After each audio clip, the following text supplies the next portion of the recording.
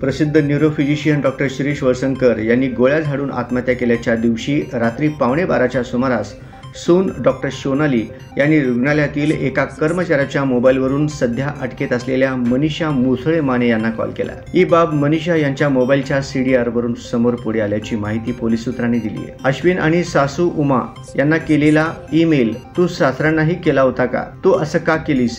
तुझ्यामुळे सासऱ्यांनी गोळ्या झाडून आत्महत्या केली। तुला काय कमी पडले होते? तू एवढ्या स्तराला का गेली? असे विचारले। मनीषा उत्तर देण्याआधीच कॉल कट केला, पण मनीषा यांनी हा कॉल रेकॉर्ड केला होता। मनीषाच्या मोबाईलमध्ये इतर कॉल रेकॉर्ड नाहीत, पण हा एवढाच कॉल रेकॉर्ड आढळल्याचे पोलीस सूत्रांनी सांगितले। डॉक्टर सोनाली यांनी कर्मचाऱ्याच्या मोबाईलवरून कॉल का केला? समोरून उत्तर येण्याआधी कॉल कट का केला? यामागे काही हेतू होता का?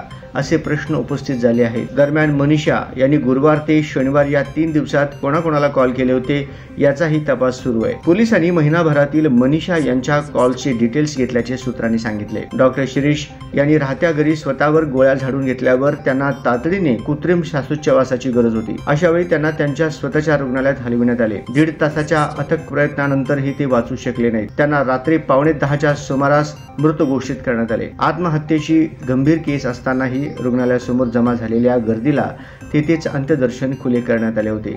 तत्पूर्वी डॉक्टर शिरीष यांच्यावर उपचार करताना त्यांचे कपडे फाडून काढले होते। ते कपडे पोलिसांनी ताब्यात घेतले आणि दुसऱ्या दिवशी शनिवारी सकाळी त्यांच्या कपड्याची तपासणी करताना डॉक्टरांच्या पॅन्टच्या खिशात पोलिसांना सुसाईड नोट आढळली। त्यानंतर डॉक्टरांची पत्नी डॉक्टर उमा यांना ती सुसाईड नोट दाखवण्यात आली।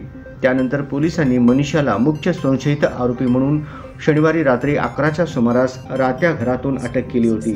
आता पोलीस सखोल तपास करीत आहेत। डॉक्टर शिरीष वळसंकर स्वतःच्या लिखाणासाठी स्वतंत्र विशेष पेन वापरत होते। घटनेदिवशी तो पेन देखील पोलिसांना त्यांच्या राहत्या घरात मिळाला। त्याच पेनने डॉक्टर शिरीष यांनी सुसाईड नोट लिहिली होती असे पोलिसांचे म्हणणे आहे।